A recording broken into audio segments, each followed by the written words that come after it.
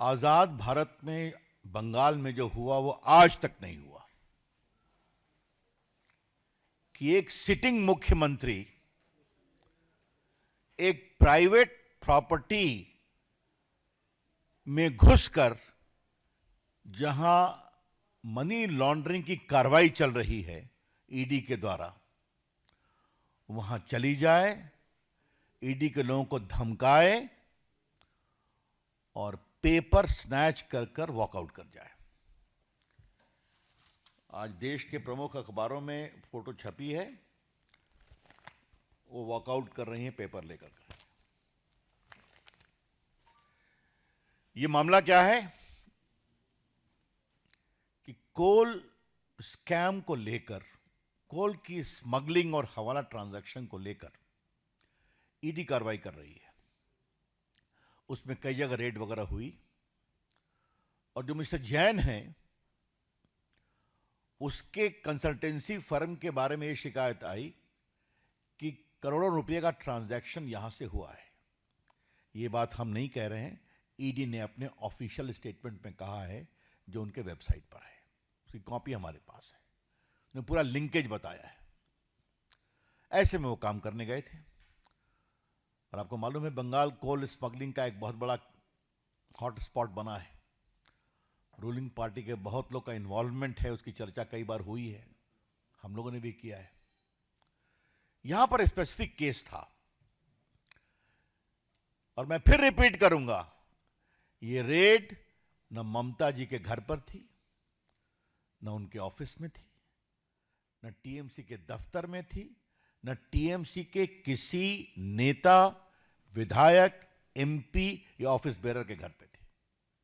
ये रेड थी एक प्राइवेट कंसल्टेंसी फर्म जिसके यहां करोड़ों रुपए के मनी लॉन्ड्रिंग की शिकायत आई थी कोल स्कैम में, उसको फैसिलिटेट करने के। और ये मैं फिर कह रहा हूं, ये मैं नहीं कह रहा हूं, ये बाकायदे उनके स्टेटमेंट में है जो उनके वेबसाइट पर है। आपको हम वो कॉपी हम दे देंगे प्रेस के बाद। ऐसे में ममता जाती हैं, वो सिटिंग चीफ मिनिस्टर है और समाचार पत्रों में यह भी लिखा हुआ है जैन का घर कहां है। गाड़ी छोड़ती हैं और फ्लैट में घुसती हैं, उनके पुलिस कमिश्नर जाते हैं, पुलिस अफसर जाते हैं और वहां ईडी के लोगों को हड़काते हैं और ये बहस करती हैं और कागज छीन करके लेके चली आती हैं। उनका आचरण नहीं अमर्यादित, असंवैधानिक, शर्मनाक है, लेकिन लोकतांत्रिक मर्यादाओं का उन्होंने तार तार कर दिया है। The entire action of the chief minister is not only unethical, irresponsible, unconstitutional, but she has put the entire democratic process and governance to shame. मुझे याद आता है कि आज वो मामला भी है, आपको मालूम है कि लालू प्रसाद के खिलाफ दिल्ली कोर्ट ने चार्ज फ्रेम कर दिया वो लैंड फॉर जॉब स्कैम में, और कहा है कि वो सिंडिकेट चला रहे हैं। जब चारा घोटाले की लड़ाई हम लोग बिहार में लड़ रहे थे, स्वर्गीय सुशील मोदी और हम, बड़ी लड़ाई थी, रेड हुई थी, लालू जी गिरफ्तार हुए थे, लेकिन एक बात मैं कहूंगा, कभी लालू जी या राबड़ी जी ने सीबीआई के दफ्तर में रेड करने की नहीं सोची थी। बात को समझिए जो मैं कहना चाह रहा हूं। तो ये तो कमाल हो गया ना। ममता जी, आपको घबराहट क्यों है? The BJP would like to ask Madam Mamta ji, what is your linkage with that consultancy firm? आपको इतनी घबराहट हो गई? वो तो कंसल्टेंसी फर्म कई का काम करती है। लेकिन अगर घोटालों की जांच हो रही है, कोल स्कैम की जांच हो रही है, तो आपको इतनी परेशानी क्यों है? यह हमें बात समझ में नहीं आती। एक शब्द मैं कहूंगा, there is a lot of suspicious circumstances surrounding. ममता जी एक सीनियर नेता है ना, 10 साल से मुख्यमंत्री हैं, 15 साल से, 14 साल से केंद्रीय मंत्री भी रही हैं, तो गवर्नेंस समझती हैं। ये क्या है? तो अगर ममता बनर्जी सारे नियमों, कानून, लोकतांत्रिक मर्यादा को तार तार करके गई हैं, तो वहां कुछ बहुत सेंसिटिव था जिसको निकालना जरूरी था। I repeat, there is a lot of suspicious circumstances surrounding the whole, I would say, barbaric action of Mamta ji.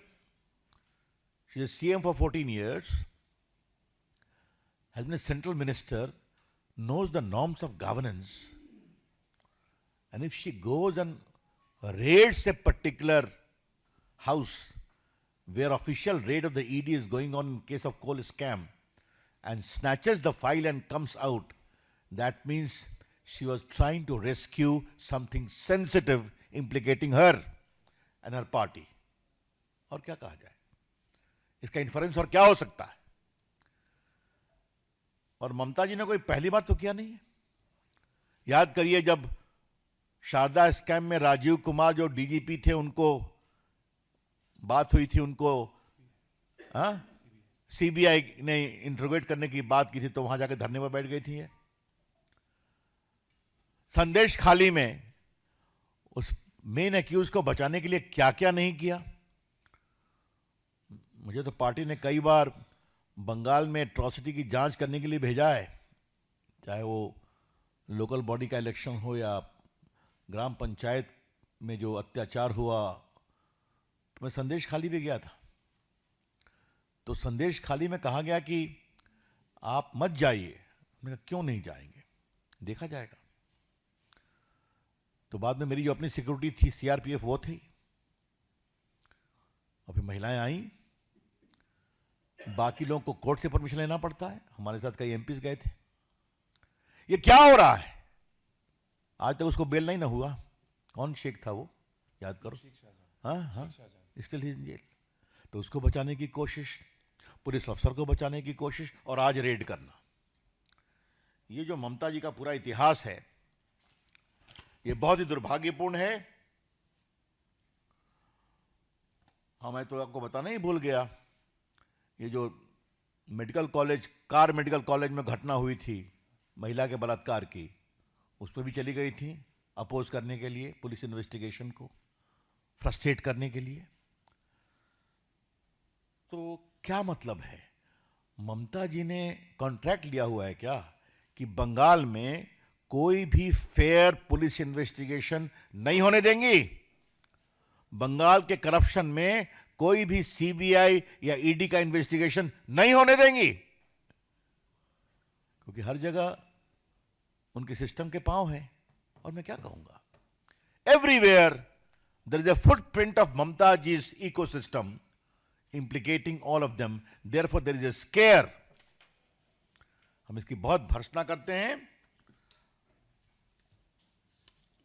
आज हमारे पास ये पूरा लिस्ट है, संदेश खाली, उसके बाद कैटल स्मगलिंग, अनुव्रत मंडल, दूरे ration scheme, बोगटुल massacre, Hanskhali rape case, Alapan Bandyopadhyay case, Narada scam, ये सारा हमारे पास पड़ा हुआ है। लेकिन आज की जो घटना है, बीजेपी की ओर से हम ममता जी की भर्त्सना करते हैं। We condemn outright the utterly irresponsible conduct of Mamata ji. और कानून के छात्र के रूप में हम कहना चाहेंगे, यह अपराध भी है। It is a penal offence कि जहां भ्रष्टाचार के खिलाफ जांच चल रही है, वहां जाके जांच को रोकना और फाइल को छीन करके बाहर निकलना। Mamata ji is guilty of serious penal offences. बड़े आपराधिक कानून से उनका वो अब उसके अभियुक्त बनना चाहिए। अब मामला आज कोर्ट में सबों ने गए हैं, बातें चलेंगी, लेकिन प्राइमा फेशिया उनका जो कंडक्ट है, और अभी तक इतना विस्तार से छपा है, ममता जी ने अभी तक इसको कॉन्ट्राडिक्ट भी नहीं किया है कि मैं नहीं गई, मैं गाड़ी से उतरी, पूछा और सीधा घुस गई। तो पार्टी की ओर से हम इसे बहुत ही कंडेम करते हैं मित्रों।